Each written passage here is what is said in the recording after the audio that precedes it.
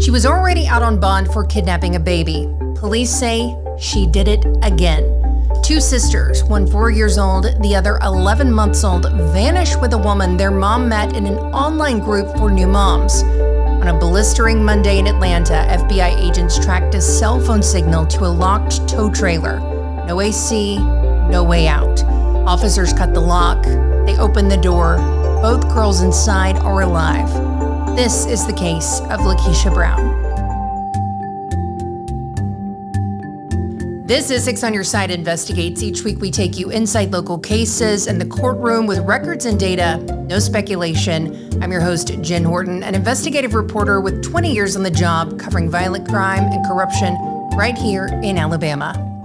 On Saturday, August 15th, a woman in Atlanta did something so many parents do without a second thought. She left her daughters with someone she trusted, a 4-year-old and an 11-month-old, but with a woman their mother, Elika Redding, had gotten to know over nearly the last year in a Facebook group for expectant and new moms. Redding described how the relationship started. She became a family friend from when I first met her on a mom group. She posted about giving away free services for expecting moms. That's how I met her, and after that, we started hanging out. The woman who had presented herself in the group as a babysitter told Redding she'd take her girls to Walmart, maybe Candy Utopia, and then drop them at their grandmother's house. But she never showed. By Sunday, Redding reported her daughters missing, and on Monday, Georgia authorities issued an Amber Alert for the two girls and a white 2009 Ford F-350 with an Alabama plate. FBI agents used cell phone data to track the suspect to the Gateway South apartments on Sylvan Road. And what officers found there, according to the arrest warrant, a locked tow trailer sitting in the parking lot with no air conditioner and no way for anyone to get out on their own. Body camera video released by police Tuesday shows officers using bolt cutters to force open that trailer, and then they pulled the girls out one by one. The children were taken to the hospital as a precaution, and they're expected to be okay. Lieutenant Christopher Butler summed up what had happened in a single line. The mother thought she was leaving her children in the care of someone she could trust. Butler said the reason it took as long as it did to call 911 came down to reassurances from Brown herself. He said there was information that the suspect gave alluding to the fact that she was going to return the children, which turned out not to be true. That's what delayed the 911 call. Redding didn't hold back about what she learned about the woman she initially trusted. She said it wasn't the real her. She was planning the whole thing the whole time.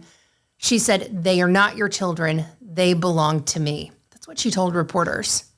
The woman pulled from that trailer, identified as 42-year-old Lakeisha Brown.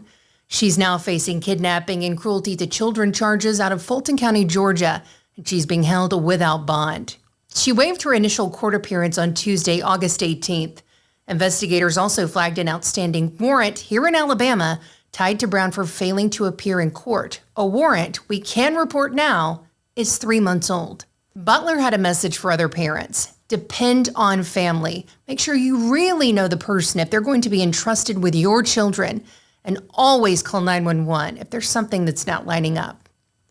This is not the first time Lakeisha Brown is accused of taking a child that was not hers. Investigators say she got to know the mothers in both cases in a similar way. Let's go back to Fairfield, Alabama, 2021. According to law enforcement, Brown befriended a young mother she met when she was 8 months pregnant. On August 24th, 2021, almost 5 years to the day, the mother put her 4-day-old son down for a nap. She fell into a deep sleep. Brown reportedly suggested she take an extra dose of her prescribed medication. And when that mother woke up 2 hours later, her baby was gone. So was Lakeisha Brown. The baby's great-grandmother described Brown as a, quote, friendly lady who had carefully reassured the family. The infant was found safe that evening near Bessemer in the Woodward Estates area of Lipscomb. After tips, the public led investigators there. Brown was arrested and charged with first-degree kidnapping. And at the time, investigators said information received during this investigation suggests that Brown may have done this before. They asked anyone with similar experiences to come forward, but no additional charges were filed. Brown was indicted in 2025 on a single count, first-degree kidnapping, accusing Brown of abducting a child identified by only initials, quote, with the intent to terrorize them or in third person. The The bail set at $100,000. Lakeisha Brown is presumed innocent until proven guilty, but court records show she didn't make it to court hearings, which is a bond requirement. Between 2025 and 2026, Alabama court records show a judge issued 3 separate warrants for Brown's failure to appear in court. October 26, 2025, July 21st, 2025, and most recently, May 18th, 2026. That last warrant outstanding for 3 months, unexecuted. Now the Bessemer Division District Attorney filed a motion to revoke Brown's bond. The judge ruled that bond revocation hearing won't happen until she's physically returned to Alabama and that warrant is executed. Brown's currently held with no bond in Georgia, so that will probably take some time. But I want you to know we will be monitoring this case. Thanks for staying with us through this episode. We want to know what you want to see in the podcast.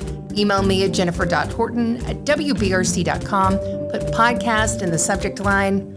And if this is the kind of reporting that's important to you, please follow and subscribe. We don't want you to miss anything. We'll see you right back here next week. Bye for now.